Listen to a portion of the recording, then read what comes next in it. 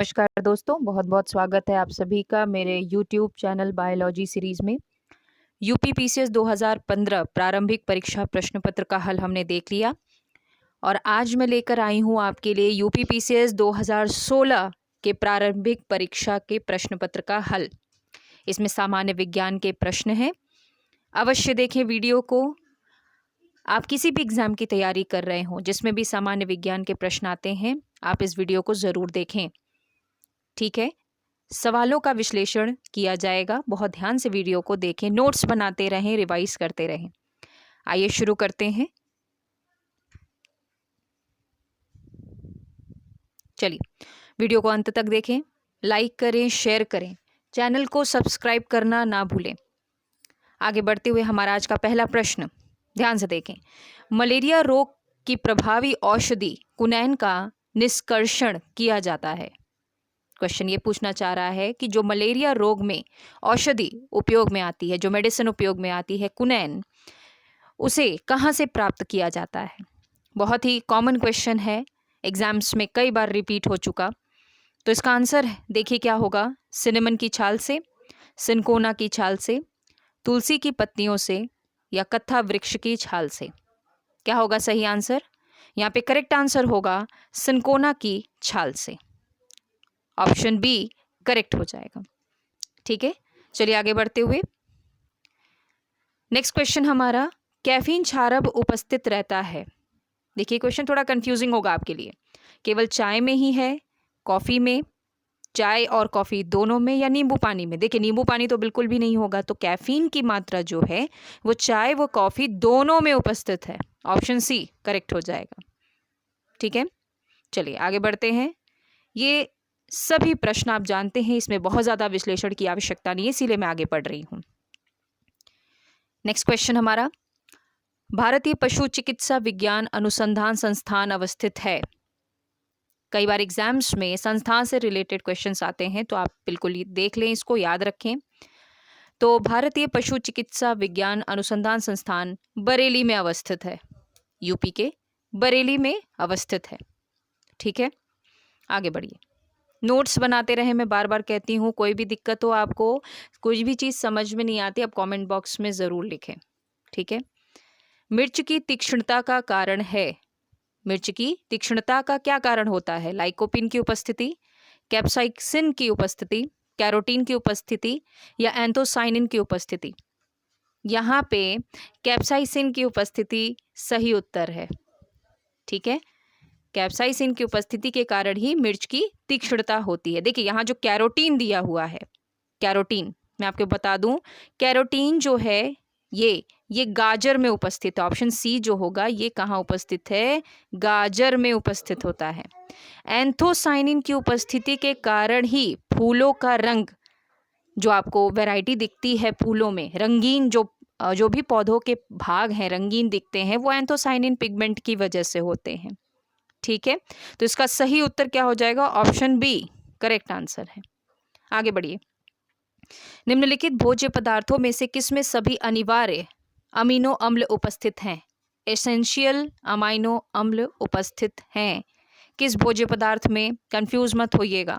चावल, दूध, अंडा, सोयाबीन। देखिए इसमें कंफ्यूजन क्या होती है कि दूध को, मिल्क को हम कंप्लीट फूड कहते हैं।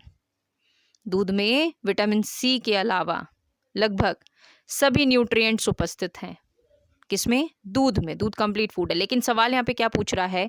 अमाइनो अम्ल की बात कर रहा है, तो अमाइनो अम्ल जो है वो सबसे ज़्यादा किसमें उपस्थित हैं? अंडे में। ठीक है, एक चीज़ यहाँ पे देखिए, अमाइनो अम्ल किसकी इकाई है? तो ये प्रोटीन की इकाई है। कई सारे अमाइनो अम्ल मिलकर एक प्रोटीन का निर्माण करते हैं। आप ये भी याद रखें, कभी कभी पूछता है कि प्रोटीन की इकाई क्या है, या प्रोटीन जब डाइजेस्ट हो जाता है, जब प्रोटीन का पाचन होता है, तो उसमें क्या रिलीज होती है? प्रोटीन जब ब्रेक होगा तो क्या रिलीज होगी? अमाइनो अम्ल या अमाइनो एसिड। ठीक है, चलिए नेक्स्ट क्वेश्चन हमारा, मस्तिष्क जिम्मेदार है। मस्तिष्क किस लिए जिम्मेदार है? सोचने के लिए, हृदय गति नियंत्रण के लिए, शरीर के संतुलन के लिए, या उपर्युक्त तीनों के लिए? बिल्कुल, यहाँ पे क्या ऑप्शन होगा? उपर्युक्त तीनों के लिए हमारा जो मस्तिष्क है वो जिम्मेदार है। ठीक है। शरीर का संतुलन, अभी आप कंफ्यूज होंगे, शरीर का संतुलन बनाए रखने के लिए कैसे? क्योंकि आपने पढ़ा है कि शरीर का संतुलन जो है वो कान द्वारा नियंत्रित होता है, एयर से होता है। तो मस्तिष्क कैसे जिम्मेदार हो गया? तो मैं आपको बता दूं यहाँ पे एक चीज, कि जब कोई पर्सन ड्रिंक कर ले, ठीक है, शराब का सेवन करे, तो सेरिबेलम, सेरिबेलम ये हमारे मस्तिष्क का एक भाग है, ये नियंत्रण खो देता है। कुछ केमिकल चेंजेस होते हैं, नियंत्रण खो देता है, इसीलिए पर्सन जो है वो सही से चल फिर नहीं पाता, उसके पैर डगमगाने लगते हैं। तो ब्रेन का कौन सा पार्ट हमारे संतुलन को कंट्रोल कर रहा है? वो है सेरिबेलम। जब कोई पर्सन अल्कोहल ड्रिंक करता है, शराब पीता है, तो सेरिबेलम बैलेंस नहीं मेंटेन कर पाता। ठीक है, चलिए अगला सवाल। जीन के भीतर अनुक्रम आधार परिवर्तन कहलाता है। जीन में अगर कोई सडन चेंज हो जाए, जैसे जीन्स की कोडिंग में अगर कोई बदलाव आ जाए, तो उसे हम क्या कहते हैं? उसे उत्परिवर्तन कहते हैं या म्यूटेशन कहते हैं। Mutation is the sudden change in the gene. ये म्यूटेशन जो है कुछ जीवों के लिए हितकारी हो सकता है, अच्छा हो सकता है, और कि कुछ जीवों के लिए ये अच्छा नहीं होता। जैसे मनुष्यों में अगर म्यूटेशन हो जाता है तो बच्चा जो होगा वो मानसिक व शारीरिक रूप से विकृत हो सकता है। जैसे पा मूवी आप सबने देखे, उसमें आपने अमिताभ बच्चन जी का रोल देखा होगा। उन्होंने जिस बच्चे का रोल किया वो प्रोजेरिया से ग्रसित है। ठीक है, तो प्रोजेरिया ये म्यूटेशन की वजह से होने वाली बीमारी थी। वहीं अगर मच्छरों में देखें और इनमें अगर म्यूटेशन हो रहा है, तो मच्छर जो है वो किसी भी इंसेक्टिसाइड, कीटाणुनाशक या केमिकल के प्रति वो और भी ताकतवर हो जाते, वो उसको झेलने की क्षमता, रेजिस्टेंस पावर उनकी बढ़ती है। ठीक है, तो कहीं पे ये हानिकारक है, मैक्सिमम ये हानिकारक ही होगा, कहीं कहीं यूजफुल, जैसे मच्छरों में कभी देखने को मिल गया। आगे आइए, मानव सदृश लघुतम, लघुतम पूछ रहा है, स्मॉलेस्ट, कपी, एप, कौन सा होगा? तो यहाँ पे बिना सोचे समझे देखिए, ऑप्शन ए गिबन। गिबन जो है मानव जैसा ही पर लघुतम, स्मॉलेस्ट क्या है? एक एप है, कपी है। आगे आइए, अगला सवाल बहुत इंपॉर्टेंट। ल्यूकेमिया एक प्रकार का कैंसर है जिसमें असाधारण बढ़ोतरी होती है। पहली बात तो ल्यूकेमिया क्या है? एक प्रकार का कैंसर है। किसका कैंसर है?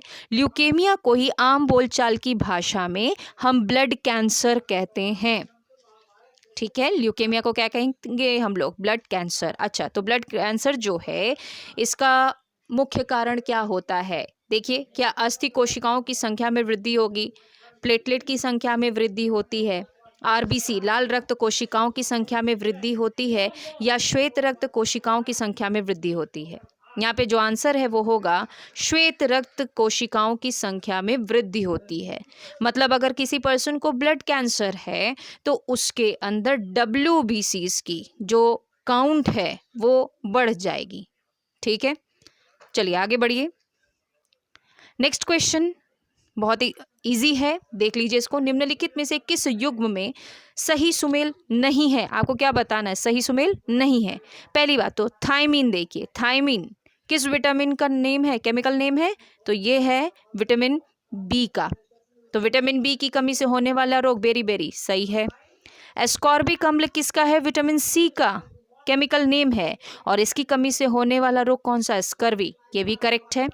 विटामिन ए की कमी से होने वाला रोग वर्णांधता। देखिए आरबी का जब हमने पेपर सॉल्व किया था वहाँ पे हमने देखा था कि वर्णांधता जो है, मैंने आपको स्पेशली बताया भी था कि वर्णांधता, या जिसको हमने क्या कहा है, कलर ब्लाइंडनेस।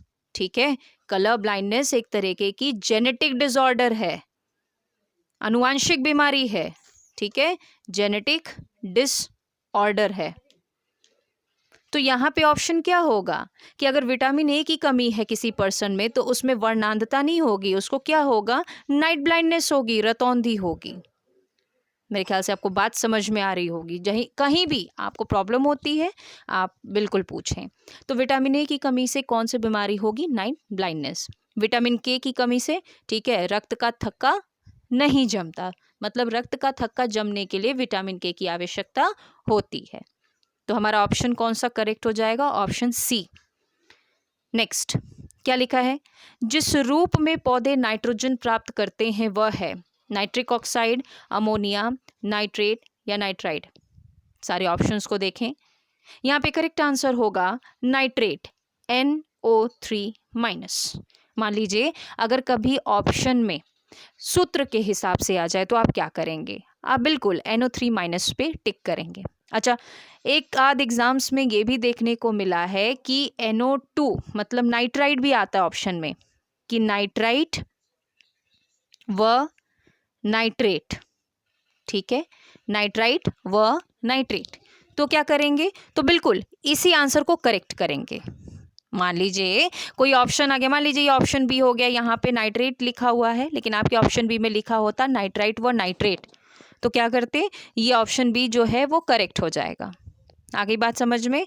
अच्छा, ये कैसे संभव हुआ वो भी देख लीजिए। देखिए, हमारे एटमॉस्फेयर में जो नाइट्रोजन गैस प्रेजेंट है, ठीक है, उसको प्लांट्स डायरेक्टली एब्जॉर्ब नहीं कर सकते, उसका डायरेक्टली उपयोग नहीं कर सकते। तो होता क्या है, जो मृदा में उपस्थित अमोनियम है, ठीक है, देखिए मृदा में जो उपस्थित अमोनियम है, ये अमोनियम कहाँ से आया? पहली बात तो मृदा में तो बिजली के चमकने से, या पशु जो मल मूत्र त्यागते हैं वहाँ से, मृदा में या जड़ों में कुछ बैक्टीरिया होते हैं जो ये काम करते हैं, अमोनियम बनाते हैं। ठीक है, तो अमोनियम जब मृदा में उपस्थित है तो ध्यान रखिए एक बैक्टीरिया है, ये बहुत इंपॉर्टेंट चीज़ मैं आपको पढ़ा रही हूँ, इसको जैसे मैंने लिखा आप इसको ऐसे लिखिएगा। अमोनियम को पहले बदला जाता है NO2 में। ठीक है, ये क्या है? ये NO2 जो है यही है नाइट्राइट। कौन बदलता है? उस बैक्टीरिया का नाम है नाइट्रोसोमोनास। बहुत इंपॉर्टेंट क्वेश्चन है, पूछता है नाइट्रोसोमोनास बैक्टीरिया का काम बताइए। तो जो अमोनियम आयन है उसको नाइट्राइट में बदलने का काम एक बैक्टीरिया करता है, उस बैक्टीरिया का नाम क्या है? Nitrosomonas bacteria. ठीक है, फिर आगे क्या होता है? अब ये जो नाइट्राइट है, NO2 है, इसे बदला जाता है NO3 में, यानी कि नाइट्रेट में। किसमें? नाइट्रेट में। और नाइट्रेट में ये कौन काम करता है? बदलने की जो क्रिया है वो कौन कर रहा है? तो यहाँ पे दूसरा बैक्टीरिया आएगा और उस बैक्टीरिया का नाम है नाइट्रोबैक्टर। देखिए, एक सवाल से कितने सवाल बन सकते हैं, सारे पॉसिबल आंसर्स। तो फिर से देखिए आपने क्या समझा कि नाइट्रोजन जो उपस्थित है आपके वातावरण में, उसको पौधे डायरेक्टली यूज नहीं कर सकते। ठीक है, तो सॉइल में जो भी अमोनियम प्रेजेंट है, और अमोनियम कहाँ से आया? मैंने बताया लाइटनिंग से आया, बिजली चमकने से आया, या फिर जानवर ने जो भी मलमूत्र त्यागा है वहाँ से आया अमोनियम। अमोनियम को कन्वर्ट किया जाता है पहले नाइट्राइट में। कौन करता है? Nitrosomonas bacteria. अब बैक्टीरिया का नाम याद रखेंगे। फिर इस नाइट्राइट को बदला जाता है नाइट्रेट में, और ये कौन करता है? दूसरा बैक्टीरिया जिसका नाम है नाइट्रोबैक्टर। ठीक है, अच्छा, तो अब ये सवाल आता है, जब पौधे अवशोषित कर ही नहीं पाते हैं नाइट्रोजन का, तो उपयोग क्या है? रहने दें, फिर छोड़ दें, ऑक्सीजन और कार्बन डाइऑक्साइड तो मिल रही है।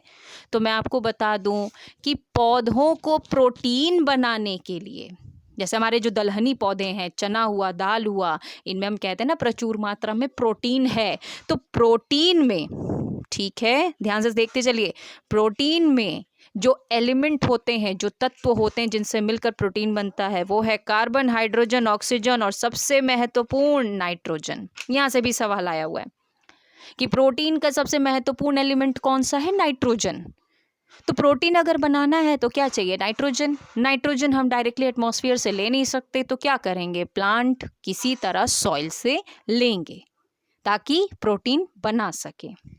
ठीक है, चलिए आगे बढ़िए। जहां आपको नहीं समझ में आता है कृपया कमेंट बॉक्स में लिखें। जितने भी स्टूडेंट्स कमेंट बॉक्स में अपने क्वेश्चंस लिखते हैं, मैं सभी के डाउट क्लियर करती हूँ। थोड़ा टाइम लग सकता है, हो सकता है थोड़ा लेट हो जाए, कभी कभी तुरंत भी रिप्लाई दे देती हूँ, लेकिन आप बिल्कुल धैर्य बना के रखें, आपको अपने प्रश्न का जवाब ज़रूर मिलेगा। चलिए, आइंस्टीन को नोबेल पुरस्कार से सम्मानित किया गया था।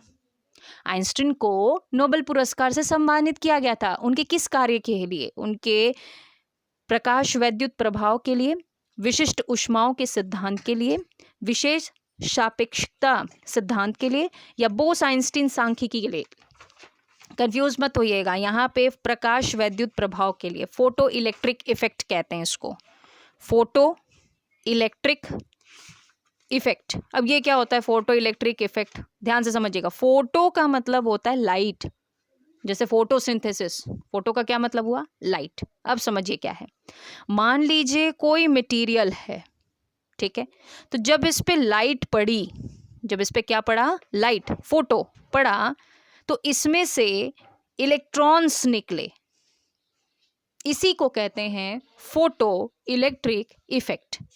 इसी की खोज के लिए आइंस्टीन को नोबेल पुरस्कार दिया गया था। ठीक है, आते अपने अगले सवाल पे। राष्ट्रीय डेयरी अनुसंधान संस्थान स्थापित है, कहाँ पे है? कंफ्यूज मत होइएगा आनंद देख के, ऑप्शन में है तो करनाल में, हिसार में, आनंद में, जयपुर में। आंसर होगा करनाल में। यहाँ पे करेक्ट आंसर क्या है? करनाल। स्टैटिक जीके का क्वेश्चन है, ये आपको एज इट इज याद करना पड़ेगा। चलिए आते अपने अगले सवाल पे। जैव विविधता का ह्रास का मुख्य कारण क्या है? आवासीय प्रदूषण, विदेशज प्रजातियों का समावेश, अत्यधिक दोहन, प्राकृतिक आवासीय विनाश। देखिए लगभग सारे ऑप्शंस इसमें कंफ्यूजिंग, क्योंकि सभी करेक्ट लग रहे होंगे। तो यहाँ पे क्या पूछा है? मुख्य कारण बताओ। ठीक, तो मुख्य कारण अगर आप देखेंगे तो मुख्य कारण में बात समझिए क्या है? प्राकृतिक आवासीय विनाश। अगर किसी जानवर का, किसी एनिमल का, जहां वो रह रहा है, अगर उसी का विनाश कर दीजिए तो वो कैसे सरवाइव करेगा? वो कैसे जीवित रहेगा? वो मर जाएगा। जैसे अगर मैं आपको एक एग्जांपल लेके समझाऊं, देखिए मान लीजिए अगर आपको कहीं पे शेर या बाघ का संरक्षण करना है तो आपको उसके सबसे पहले उसके आवास को संरक्षित करना पड़ेगा। मतलब वहां पे इतने शाकाहारी जीव हों, मतलब अगर आपको संख्या शेरों की बढ़ानी है, मांसाहारी की बढ़ानी है, तो आपको शाकाहारी भी उपस्थित रखने होंगे। और शाकाहारी को जीवित रखने के लिए आपको क्या करना होगा? वहां पे घास फूस पेड़ पौधे भी हों। तो देख रहे हैं आप कैसे एक दूसरे से सब लिंक्ड हैं। ऐसा कई बार देखा गया है कि अगर आवास ही खत्म हो जाए, मछली जिस आवास में रह रही है वही खत्म कर दीजिए, जीवित कैसे रहेगी वो? तो किसी भी जानवर, जंतु का अगर प्राकृतिक आवासीय विनाश हो जाए तो वो वैसे ही खत्म हो जाएगा। ठीक है, तो पहले जब गिर फॉरेस्ट वगैरह में शेरों की संख्या बढ़ाने की बात हुई तो यही हुआ कि पहले इनके हैबिटेट, इसको हैबिटेट आप कह सकते हैं। हैबिटेट मतलब ऐसी जगह जहाँ पे जंतु रहे, जहाँ पे उसकी सारी जो नेसेसिटी है, जो ज़रूरतें हैं वो पूरी होती हों, श्वसन वगैरह वो वहाँ कर सके। तो ऐसा हुआ कि अगर शेर को बचाना है तो सबसे पहले क्या करना होगा? हमें वहाँ पे शाकाहारी जीवों को रखना पड़ेगा। शेर खाएगा क्या? और शाकाहारी जीवों को जीवित रखना है तो मतलब हमको वहाँ पे हरियाली भी रखनी है। ठीक है, चलिए समझ में आ रहा है, नहीं आ रहा है, आप कमेंट में लिखेंगे, सब समझाया जाएगा आपको। अगला सवाल देखिएगा। खाद्य श्रृंखला, फूड चेन में मानव है। यहाँ पे फूड चेन की अगर आप बात करें, बहुत इजी सा क्वेश्चन पूछा गया है, तो मानव क्या एक निर्माता है? बिल्कुल भी नहीं। निर्माता ये प्रोड्यूसर कौन होते हैं? प्लांट्स होते हैं। केवल प्राथमिक उपभोक्ता है। प्राथमिक उपभोक्ता कौन होंगे? प्राथमिक उपभोक्ता वो होते हैं जो पौधों पर डायरेक्टली निर्भर करते हैं, मतलब डायरेक्टली पौधों को खाते हैं। द्वितीयक उपभोक्ता वो होते हैं जो इनडायरेक्टली पौधों पर निर्भर है, मतलब वो दूसरे जीवों को खाते हैं जो पौधों पर निर्भर है। मान लीजिए शेर, शेर द्वितीयक उपभोक्ता, वो किसी शाकाहारी प्राणी को खाएगा। ठीक, और शाकाहारी प्राणी किस पर निर्भर कर रहा है? पौधे पे। तो एक तरीके से इनडायरेक्टली शेर किस पे निर्भर कर रहा है? पौधे पर ही तो निर्भर कर रहा है ना। आप बात को समझिएगा। तो इस प्रकार मनुष्य जो है, हमें सबको पता है सर्वाहारी प्राणी है।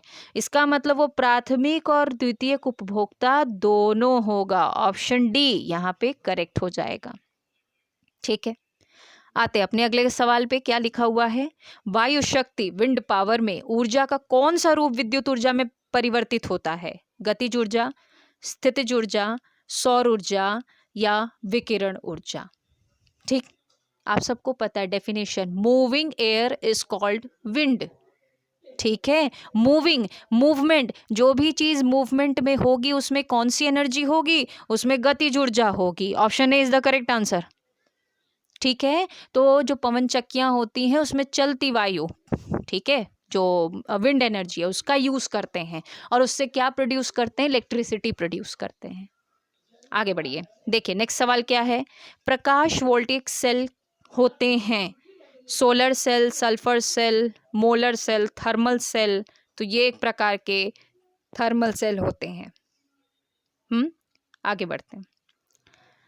ये बड़ा अच्छा सा क्वेश्चन है, देखिएगा। हीमोग्लोबिन के बारे में निम्नलिखित कथनों पर विचार कीजिए। ये रक्त में ऑक्सीजन का संचार करता है, सही। हीमोग्लोबिन जो है, मैं कुछ बातें आपको बता दूं, हीमोग्लोबिन का एक मॉलिक्यूल अपने साथ 4 ऑक्सीजन मॉलिक्यूल को लेकर चलता है। क्या मैंने बताया, हीमोग्लोबिन का एक मॉलिक्यूल यानी कि एक अणु अपने साथ 4 ऑक्सीजन अणुओं को लेकर चलता है। इस हिसाब से हमारा ऑप्शन ए करेक्ट हुआ। क्या पूछा है हमसे, विचार कीजिए। ठीक है, ये लौ युक्त यौगिक है हीमोग्लोबिन। अगर ये शब्द है हीमोग्लोबिन और इसको आप ब्रेक करें, तोड़ेंगे, तो आपको 2 टर्म्स मिलेंगे। एक टर्म है हीम, ठीक है, और दूसरा टर्म है ग्लोबिन। नोट्स बनाते चलिएगा, लिखते रहिएगा। हीम का मतलब होता है आयरन कंटेनिंग। आयरन क्या हो गया, लौ तत्व, लौ, ठीक है, आयरन कंटेनिंग। और ग्लोबिन क्या है, प्रोटीन। तो जरा डेफिनेशन देख लें, हीमोग्लोबिन क्या है, एक आयरन कंटेनिंग प्रोटीन है। एक ऐसा प्रोटीन है हीमोग्लोबिन में जिसमें क्या उपस्थित है, आयरन उपस्थित है, जो लौह के उपयोग से, या आप ये कहेंगे लौह के सम्मिलित होने से ही बना है। तो दूसरा ऑप्शन भी हमारा करेक्ट हो गया कि ये लौह युक्त यौगिक है। ठीक, ये कुछ रोगों के प्रति प्रतिरक्षा प्रदान करता है। बिल्कुल गलत, बिल्कुल गलत। हीमोग्लोबिन किसी भी रोग के प्रति प्रतिरक्षा नहीं करता, बल्कि आपने पढ़ा हुआ है बचपन में WBCs, श्वेत रक्त कणिकाएं, व्हाइट ब्लड सेल्स जिसको हम कहते हैं, ये हमारी बॉडी के सोल्जर होते हैं। तो इनको हम कहते हैं सोल्जर्स ऑफ आवर बॉडी। रोग प्रतिरोधक क्षमता ये प्रदान करते हैं। ठीक है, अच्छा, तो हमारा क्या हो गया, ऑप्शन नंबर 3 गलत हो गया। ये जो दिया है थर्ड गलत होगा। ठीक है, ये रक्त को लाल रंग प्रदान करता है। बिल्कुल, हीमोग्लोबिन जो है ये इसी की वजह से हमारा जो रक्त है वो लाल रंग का होता है। तो कौन कौन से ऑप्शन हमारे करेक्ट हो गए, ऑप्शन 1, ऑप्शन 2 और ऑप्शन 4। इस हिसाब से अगर हम देखें तो हम किसको चूज कर लें, डी को। D is the correct answer. ठीक है, यहाँ पे इस हिसाब से कौन सा हो जाएगा, डी करेक्ट आंसर है। आगे बढ़िए। मानव की सामान्य स्वस्थ आंख के लिए स्पष्ट दृष्टि की न्यूनतम दूरी मानी जाती है। Least distance of distinct vision किसी भी मानव नेत्र की कितनी है, मिनिमम 25 सेंटीमीटर। ठीक है, अगर यही यहाँ पे न्यूनतम दूरी की जगह अधिकतम दूरी लिख दे तो क्या होगा, तो अधिकतम दूरी होती है इनफाइनाइट। ठीक है, इनफाइनाइट। न्यूनतम दूरी 25 सेंटीमीटर, अधिकतम दूरी इनफाइनाइट। ठीक है, दोनों पहलू क्लियर हो गए होंगे। आगे बढ़िए। निम्नलिखित में से कौन सा वायु प्रदूषक ऑक्सीजन की अपेक्षा अधिक शीघ्रता से रक्त के हीमोग्लोबिन में घुल जाता है। अभी अपने पिछले सवाल में देखा कि हीमोग्लोबिन का एक मॉलिक्यूल अपने साथ ऑक्सीजन के कितने कितने बताए थे मैंने, 4 मॉलिक्यूल को लेकर चलता है। लेकिन कोई ऐसा प्रदूषक भी है क्या जो हीमोग्लोबिन से तेजी से बाइंड करता हो, ऑक्सीजन से भी ज्यादा तेजी से? जी हाँ, वो है कार्बन मोनोऑक्साइड। जब कार्बन मोनोऑक्साइड हीमोग्लोबिन से मिले तो ये क्या बनाते हैं, ये कंपाउंड बनाता है जिसका नाम है कार्बोक्सी हीमोग्लोबिन। ध्यान से देखिए, हीमोग्लोबिन के साथ जब कार्बन मोनोऑक्साइड मिलता है तो एक कंपाउंड बनाता है जिसे हम कहते हैं कार्बोक्सी हीमोग्लोबिन। कार्बोक्सी हीमोग्लोबिन ये कहाँ से, ये अच्छा पहली बात तो ये CO कहाँ से प्रोड्यूस हुआ, तो जब किसी भी ईंधन को ऑक्सीजन की अपर्याप्त मात्रा में जलाएंगे तो कार्बन डाइऑक्साइड नहीं, कार्बन मोनोऑक्साइड रिलीज होगी। अगर ईंधन को पर्याप्त ऑक्सीजन मिलता है तो कार्बन डाइऑक्साइड प्रोड्यूस होता है, लेकिन अगर उसको अपर्याप्त ऑक्सीजन में जलाएंगे तो कार्बन मोनोऑक्साइड प्रोड्यूस होगा। क्या होता था, पहले लोग अपने घरों में जब सोते थे तो खिड़की दरवाजे बंद करके अंगीठी जलाते थे। जब आपने खिड़की दरवाजे बंद कर दिए तो आपने एक तरीके से क्या किया, ऑक्सीजन को बाधित कर दिया, ऑक्सीजन सप्लाई कम हो गई। तो यही अंगीठी जब जलती थी तो उसमें से क्या निकलता था, सीओ। सीओ की इतनी एफिनिटी है हीमोग्लोबिन के साथ, वो तेजी से बाइंड करता था और अंदर सोए हुए लोगों का दम घुटने से, ठीक है, मौत हो जाती थी, उनकी मृत्यु हो जाती थी। तो ये जो कार्बोक्सी हीमोग्लोबिन है, ये किसी भी पर्सन का किसी भी पर्सन को डेड कर सकता है, ठीक है, उसकी मृत्यु हो सकती है दम घुटने से, याद रखिएगा। तो यहाँ से ये भी इंपॉर्टेंट है, ये सवाल आता है कि जब COHB के साथ, HB यानी कि हीमोग्लोबिन के साथ मिलता है तो क्या बनाता है, कार्बोक्सी हीमोग्लोबिन बनाएगा। कंफ्यूज मत होइएगा, ठीक है। और CO बहुत तेजी से हीमोग्लोबिन से बाइंड करता है, ऑक्सीजन से भी ज्यादा तेजी से।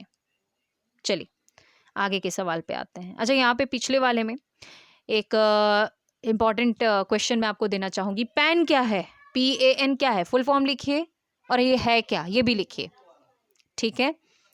आप सवाल पूछ रहे हैं, बहुत बढ़िया, आप उत्तर देते हैं, वो भी बहुत अच्छी बात है। पैन क्या है, पहला सवाल आप बताएंगे। नेक्स्ट देखिए, सर्वाधिक जैव विविधता पाई जाती है टुंड्रा में, शंकुधारी वनों में, उष्ण कटिबंधीय होना चाहिए, वर्षा वनों में, या शीतोष्ण वनों में। क्या होगा ऑप्शन, ऑप्शन सी, उष्ण कटिबंधीय वर्षा वनों में, ठीक है। आगे बढ़ते हैं।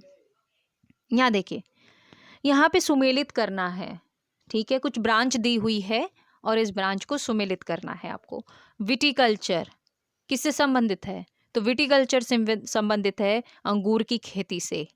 ए का क्या होगा, 4, ठीक है। तो अगर ए का 4 हो तो आपके ऑप्शन ए और ऑप्शन सी पहले ही कट गए, क्या बच गया, ऑप्शन ए और डी।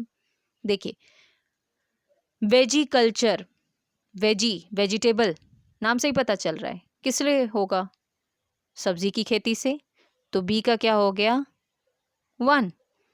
इस हिसाब से पता चल गया ऑप्शन डी करेक्ट है। और भी देख लीजिए, पिसिकल्चर मछली पालन से होता है पिसिकल्चर, और ओलेरी कल्चर में वृक्षों की कृषि करते हैं। क्या क्या बताया मैंने फिर से देखिए, विटिकल्चर अंगूर की खेती, वेजिकल्चर सब्जी खेती, पिसिकल्चर मछली पालन, ओलेरी कल्चर वृक्षों की कृषि, ठीक है। आगे बढ़ते हैं। बड़ा इजी सा क्वेश्चन है, कॉमन सेंस लगाइए, लग जाएगा। निम्नलिखित गैसों में से कौन सी एक गैस ग्रीन हाउस गैस नहीं है। ऑप्शन देखिए, CO2, CH4, NO2, O2।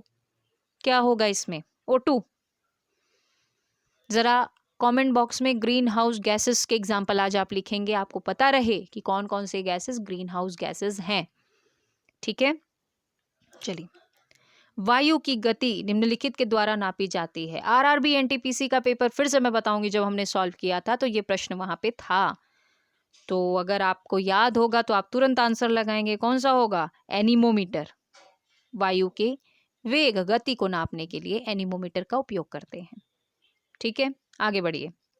Bharat की जलवायु परिवर्तन पर प्रथम राष्ट्रीय क्रिया योजना प्रकाशित हुई थी। वर्ष पूछ रहा है, 2008 ईस्वी, 2014 ईस्वी में, 2012 में, या 2015 में। क्या होगा सही आंसर, 2008 में, ए करेक्ट आंसर, ठीक है। अगला सवाल देखिएगा, इथेनॉल के व्यावसायिक उत्पादन में कौन सा खमीर प्रयोग में लाया जाता है।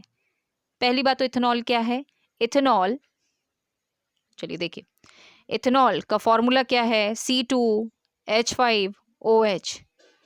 कैसे बनता है ये इथेनॉल, आप इसको अल्कोहल भी कह सकते हैं, जी हाँ, शराब, ठीक है, अल्कोहल, इथेनॉल ही अल्कोहल है। यहाँ पे देखिए, एक ऑप्शन मैं पिकअप करूंगी जो करेक्ट है, वो है सैक्रोमाइसिस सेरेविसी। पहला प्रश्न जो आता है एग्जाम में कि ईस्ट का साइंटिफिक नेम क्या है, वैज्ञानिक नाम क्या है, तो आपका पहला प्रश्न तो यहाँ से ये निकल गया कि ईस्ट का जो वैज्ञानिक नाम है वो है सैक्रोमाइसीस सेरेविसी। ठीक है। दूसरा देखिए, अब बात आती है इथेनॉल कैसे प्रोड्यूस होता है। तो देखिए, जब ग्लूकोज C6H12O6 ग्लूकोज में हम ईस्ट डाल दें, ठीक है, ग्लूकोज का कोई भी सोर्स हो सकता है, उसमें अगर आप ईस्ट खमीर डाल दें अल्प मात्रा में, तो ईस्ट एक एंजाइम सिक्रीट करता है जिसका नाम है जाइमेज। दूसरा सवाल आपके लिए कि ईस्ट कौन सा एंजाइम सिक्रीट करके ग्लूकोज को इथेनॉल में बदलता है, तो कौन सा एंजाइम हो गया, जाइमेज एंजाइम। ठीक है। क्या होता है, ऑक्सीजन की अनुपस्थिति में, जो जो मैं बताऊं वो लिखते रहा करिए, सब इंपॉर्टेंट है, सबसे सवाल आया हुआ है। ईस्ट ऑक्सीजन की अनुपस्थिति में जाइमेज एंजाइम सिक्रीट करके जो ग्लूकोज है उसको इथेनॉल C2H5OH में बदलता है। साथ ही साथ एक और गैस रिलीज होती है और उस गैस का नाम है CO2। तो इथेनॉल का उपयोग तो हम अल्कोहल बनाने के लिए कर लिए, और ये CO2 का उपयोग कहाँ करते हैं, तो इस CO2 का उपयोग हम बेकरी इंडस्ट्री में करते हैं, जहाँ पे केक या ब्रेड वगैरह बनाया जाता है। ये CO2 जब हम बेक करते हैं और ये जब CO2 निकलता है, तो मान लीजिए ब्रेड आपने देखा, उसमें कई सारे होल्स होते हैं, वो होल ये बताते हैं कि वो हर जगह से CO2 निकला हुआ है, गैस निकली हुई है। ये ज़रूरी क्यों है, ब्रेड को हल्का, लाइट, फ्लफी या केक को स्पॉन्जी बनाने के लिए CO2 का निकलना ज़रूरी है, इसीलिए आपको केक में या ब्रेड में होल्स, छोटे छोटे छिद्र दिखते हैं। ठीक है। तो ईस्ट, अच्छा ईस्ट क्या है, क्या कोई पादप है, क्या कोई जंतु है, तो ये एक प्रकार का कवक है।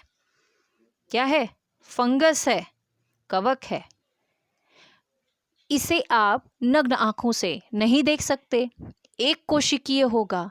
वहीं मशरूम, जो खाने वाला मशरूम जिसकी मैं बात कर रही हूँ, वो भी फंगस है, वो भी कवक है, लेकिन उसको क्या है, उसको आप नेत्रों द्वारा देख सकते हैं। ठीक, इतने पॉइंट्स मैंने आपको बताए इस सवाल से। गलत नहीं होना चाहिए एग्जाम में, इसीलिए पूरी एक्सप्लेनेशन इस वीडियो में दे रही हूँ कि सवाल गलत ना हो। तो ईस्ट या खमीर का वैज्ञानिक नाम क्या हो गया, सैक्रोमाइसिस सेरेविसी। तो यहाँ पे आपसे ईस्ट ना पूछ के इस यहाँ पे आपसे केमिकल नेम पूछा गया है, सॉरी साइंटिफिक नेम पूछा गया है, तो आप कहेंगे सैक्रोमाइसिस सेरेविसी। आगे बढ़िए।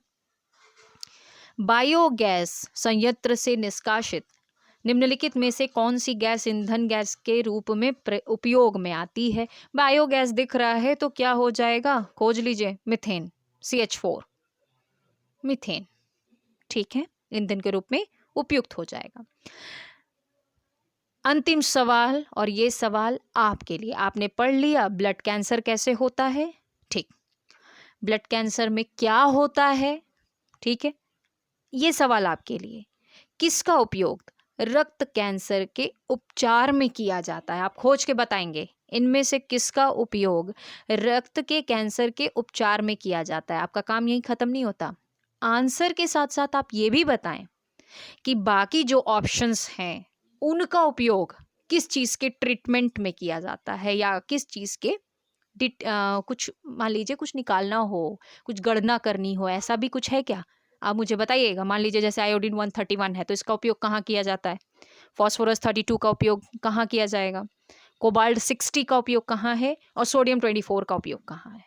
आप सबका लिखेंगे क्योंकि क्वेश्चन इन सब से आया हुआ है। आप पेपर उठाइएगा, आपको आयोडीन 131 भी मिलेगा, कोबाल्ट 60 तो बहुत कॉमन है, लगभग जगहों पे मिलता है। तो 2016 का पूरा प्रश्न पत्र आज हमने देखा। धीरे धीरे आपको कई वीडियोस मिलेंगी। देखिए, क्वेश्चन सॉल्व करते चलिए विथ रीजनिंग, ऐसा है तो क्यों है, जिज्ञासा लाइए थोड़ी मन में। इसीलिए जहाँ पे मुझे लगता है कि आपको आंसर के साथ ये भी बताना ज़रूरी है कि क्यों है, मैं बताती हूँ आपको। वीडियो को शेयर ज़रूर करें, आप वीडियो शेयर नहीं करते, वीडियो देखते हैं पर लाइक भी नहीं करते। अगर वीडियो अच्छी लगती है तो लाइक भी करें। ठीक है, तो आज के लिए बस इतना ही। Thank you for watching, stay blessed.